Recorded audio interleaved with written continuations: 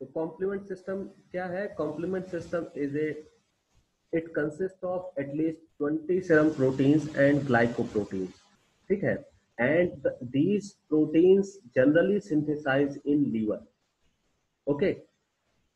The function of complement system include uh, recruitment of inflammatory cells, opsonization of pathogens, killing of pathogens, clearance of immune complex.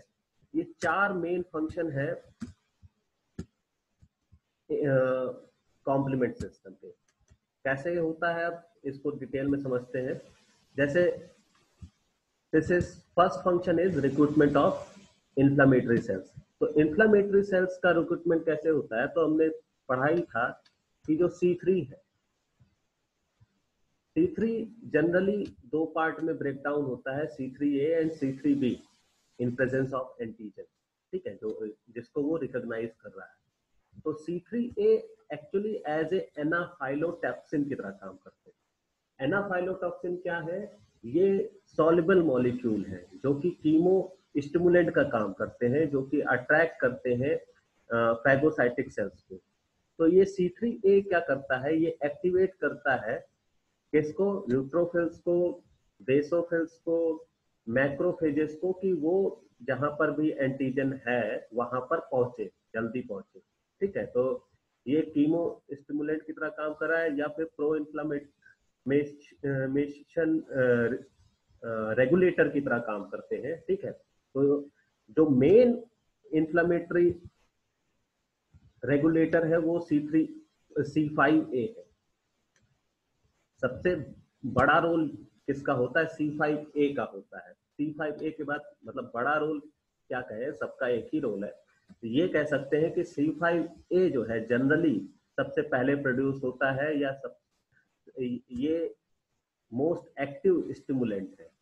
ठीक है, उसके बाद या capacity कह सकते हो कि इसकी इससे ज्यादा है C3A की। तो C5A, then C4A, then C3A।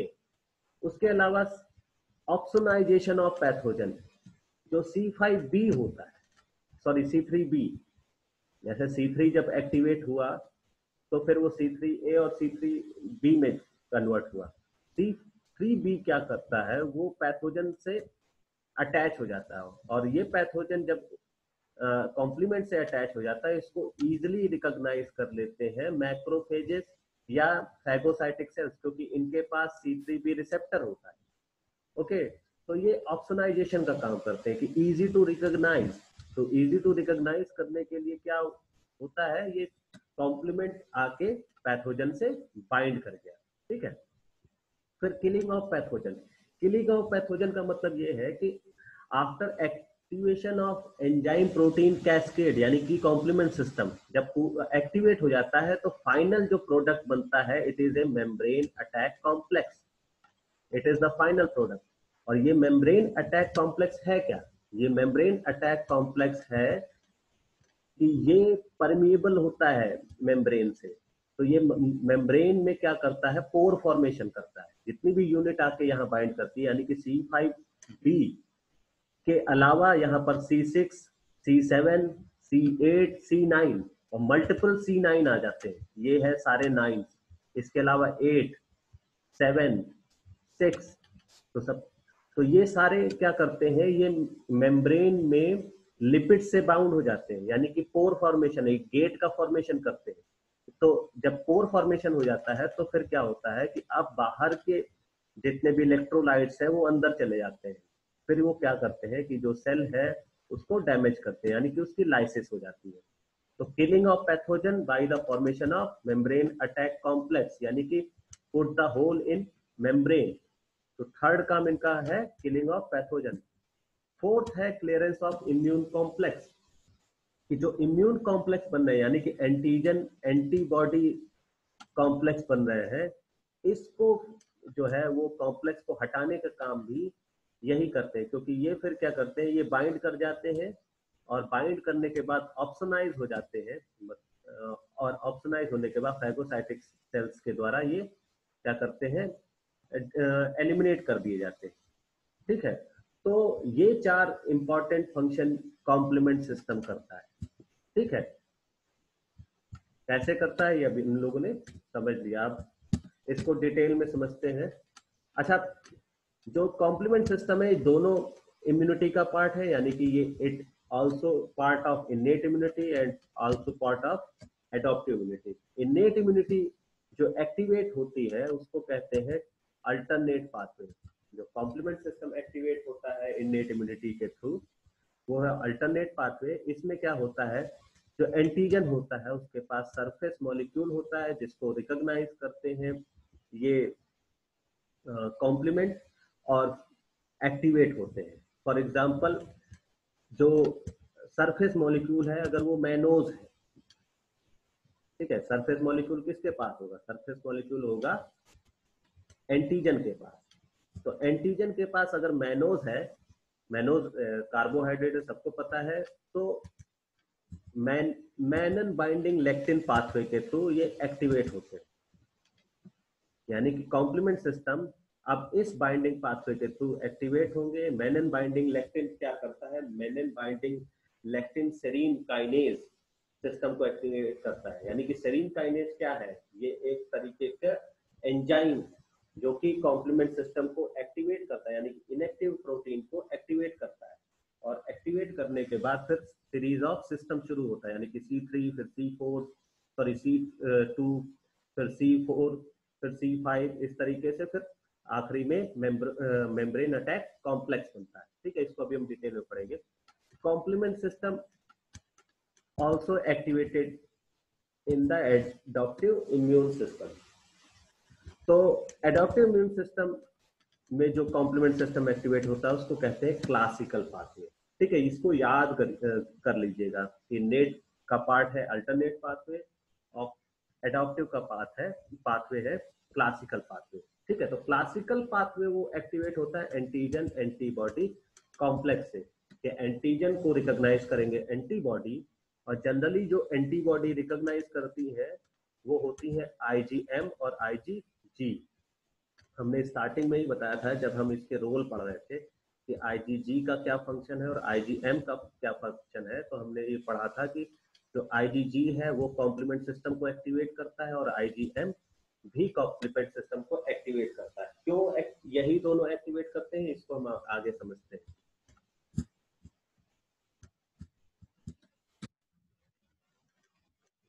Now the complement nomenclature. तो कॉम्प्लीमेंट सिस्टम में कई सारी प्रोटीन्स हैं जिनको डिफरेंट डिफरेंट नाम से भी जाना जाता है, या क्या है नोमेनक्लेचर को समझ लेते हैं। जैसे कंपोनेंट्स है ये C1 to लेके C9 तक, उसके अलावा फैक्टर्स होते हैं B फैक्टर, D फैक्टर, परपोर्डिन यानी कि P फैक्टर, ये सारे फैक्टर्स हैं जो कि कॉम्प्लीमेंट प्रोटीन है। ओके, इसके बाद जब ये ब्रेक डाउन होते हैं, यानी कि जो कंपोनेंट्स है जब ये ब्रेक डाउन होते हैं तो इनके ब्रेक डाउन को लोअर केस लेटर में लिखते हैं। यानी कि अगर C4 ब्रेक डाउन हुआ तो C4A में ब्रेक डाउन होगा या C4B में ब्रेक डाउन होगा। उसी तरीके से C5 ब्रेक डाउन हुआ तो C5B और C5A में ब्रेक डाउन होगा। फैक्टर अगर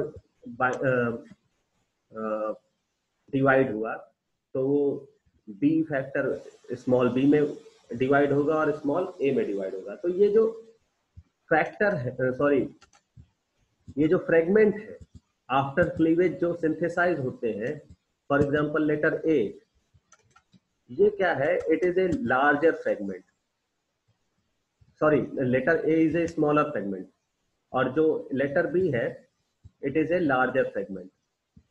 ओके, तो फॉर एग्जांपल अगर हम देख लें कि इस तरीके से ये कोई C1 है, ओके, तो जब ये ब्रेक डाउन होगा तो एक लार्जर फ्रेगमेंट बनता है और एक स्मॉलर फ्रेगमेंट बनता है। ओके, तो स्मॉलर फ्रेगमेंट को C1A कहेंगे और जो लार्जर फ्रेगमेंट होता है उसको C1B कहते हैं।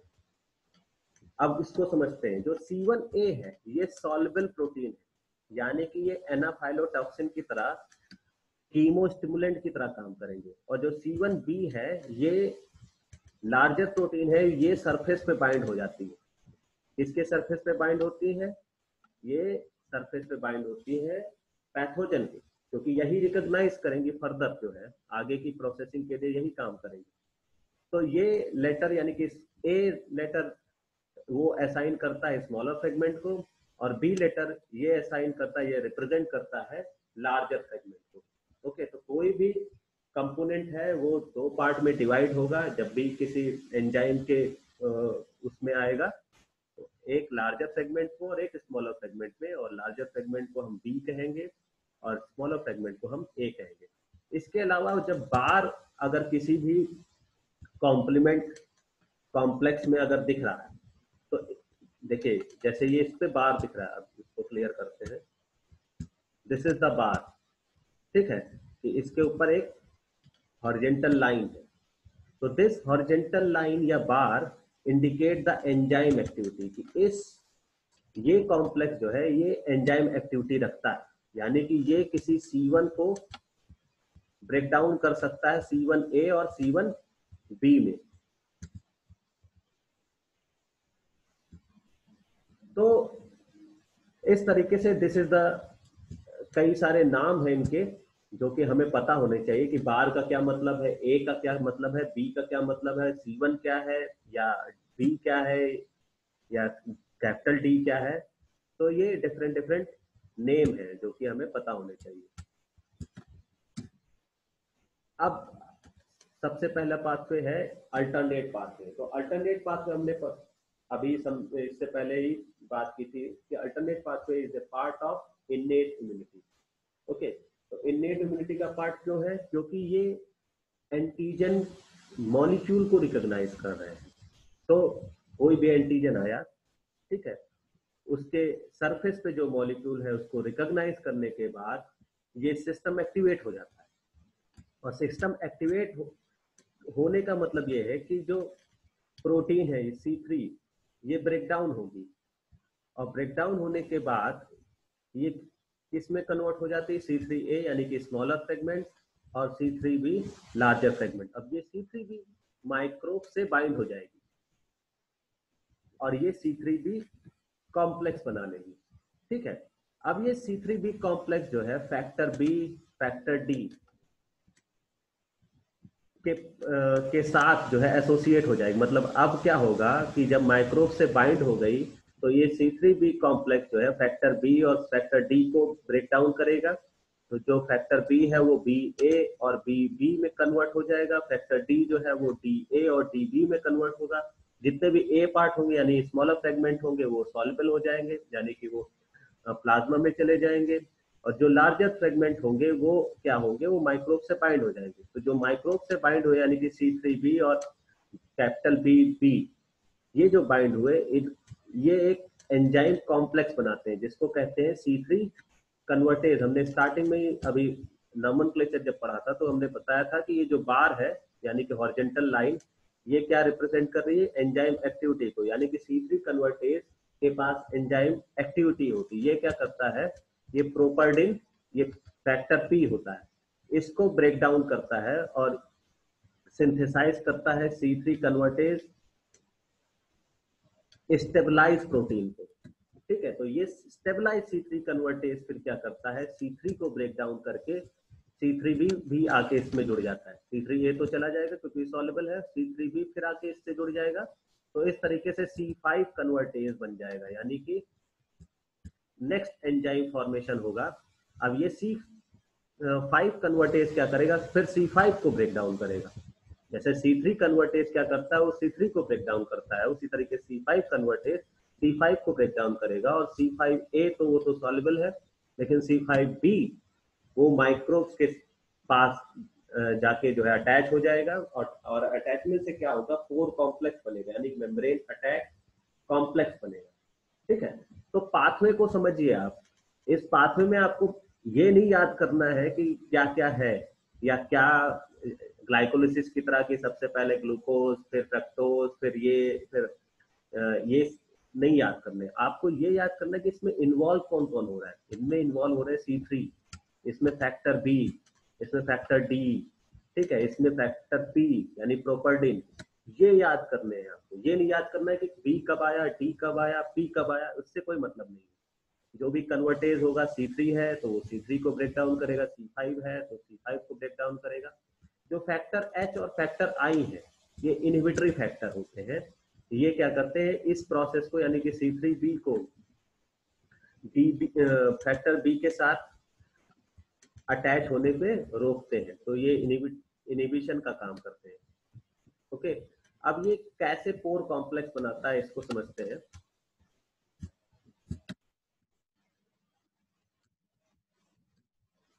देखिए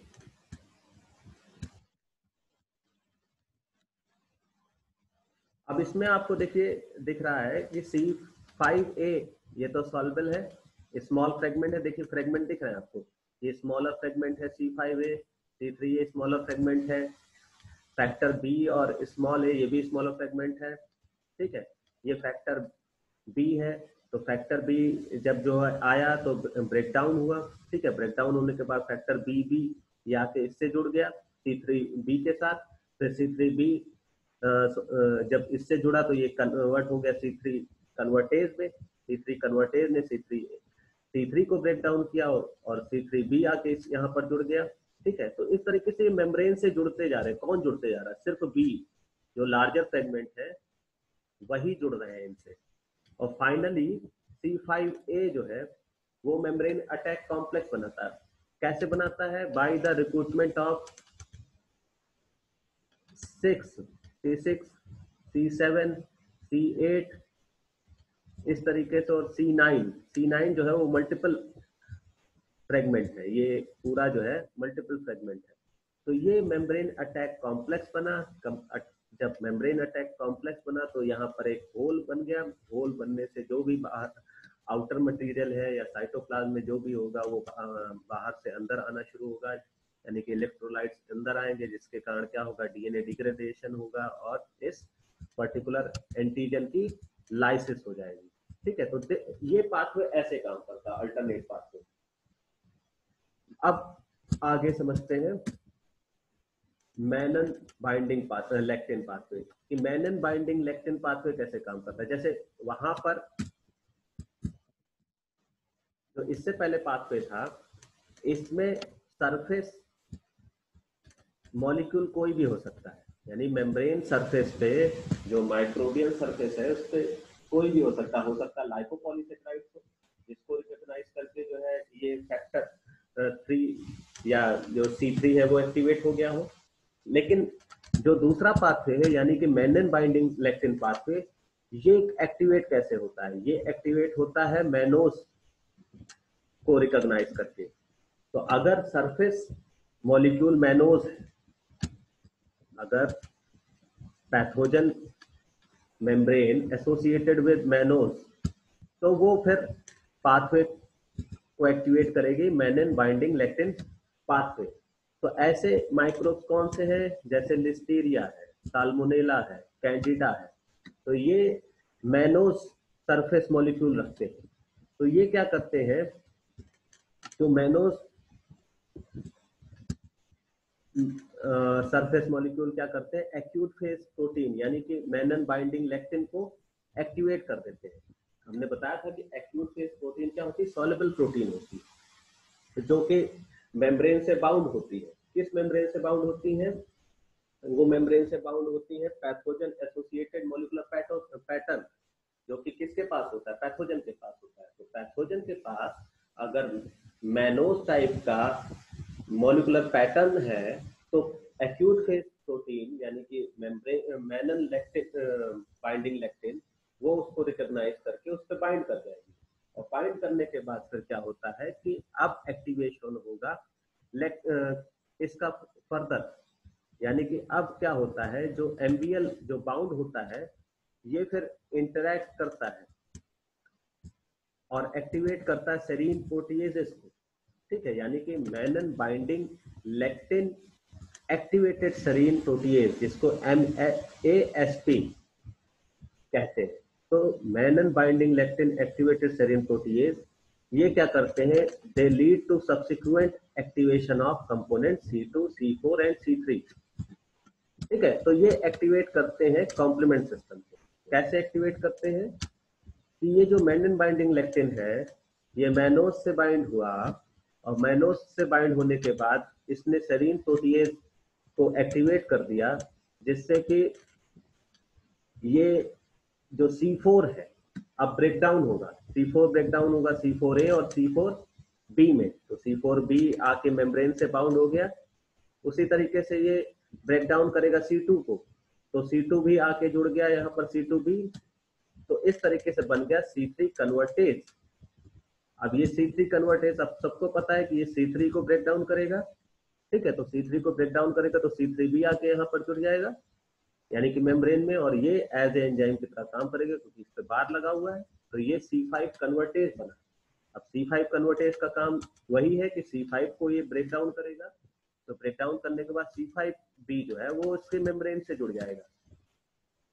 तो मेम्ब्रेन से जुड़ेगा तो फिर क्या बनाएगा, मेम्ब्रेन अटैक कॉम्प्लेक्स। तो फिर आगे की प्रोसेस सेम है जैसे पिछला हमने पढ़ा था अल्टरनेट पाथवे में, ओके, कि 4 कॉम्प्लेक्स बनेगा, फिर इलेक्ट्रोलाइट्स जनरेट होंगे और फिर वो ब्रेक डाउन करेंगे।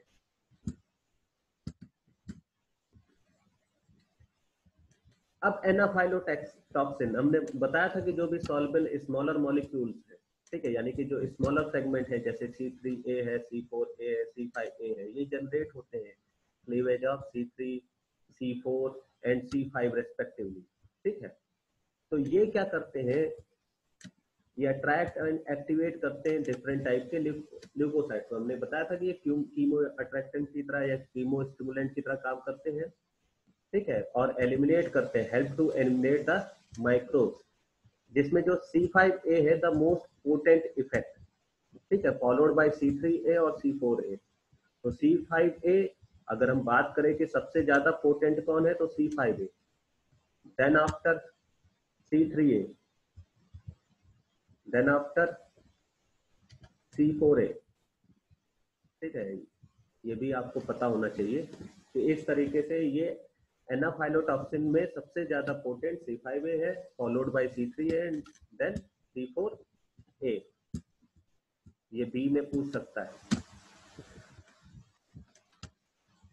ठीक है। आप सबके यहाँ पर एक्शन दे रखे हैं, सबका मेन फंक्शन वही है कि increase phagocytosis, phagocytic activation, vascular endothelial activation, ठीक है, इसको पढ़ दीजिएगा। Now the classical pathway. तो क्लासिकल पाथवे हमने बताया था it is A part of adaptive immunity. तो एडॉप्टिव इम्यूनिटी का पार्ट है, तो इसका मतलब कि यहाँ पर एंटीबॉडी का इन्वॉल्वमेंट होगा। तो एंटीबॉडी का इन्वॉल्वमेंट कैसे होता है कि जो सरफेस एंटीजन है, यानी कि एंटीजन को सबसे पहले रिक्रूट कौन करेगा, एंटीजन को रिकॉग्नाइज करेंगे ये IgG और IgM, यानी कि एंटीजन से बाइंड करते हैं IgG और IgM सबसे पहले, ये इससे बाइंड किए, और बाइंडिंग से क्या होता है कि इनके FC रीजन में कंफर्मेशनल चेंज होता है। यानी कि अगर ये पैथोजन है तो पैथोजन से ये बाइंड किस रीजन से करेंगे, हाइपर वेरिएबल रीजन से, यानी कि कॉम्प्लीमेंट्री डिटरमाइनिंग रीजन से। तो जितने ज्यादा कॉम्प्लीमेंट्री डिटरमाइनिंग रीजन होंगे उतना ज्यादा बाइंडिंग इनकी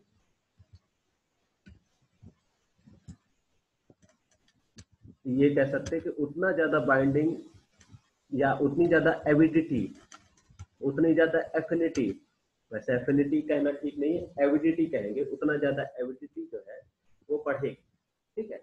अब हम ये सोच रहे हैं कि अगर सिंगल IgG हो और वही बाइंड करे तो क्या वो इस कॉम्प्लीमेंट को एक्टिवेट नहीं कर सकता है?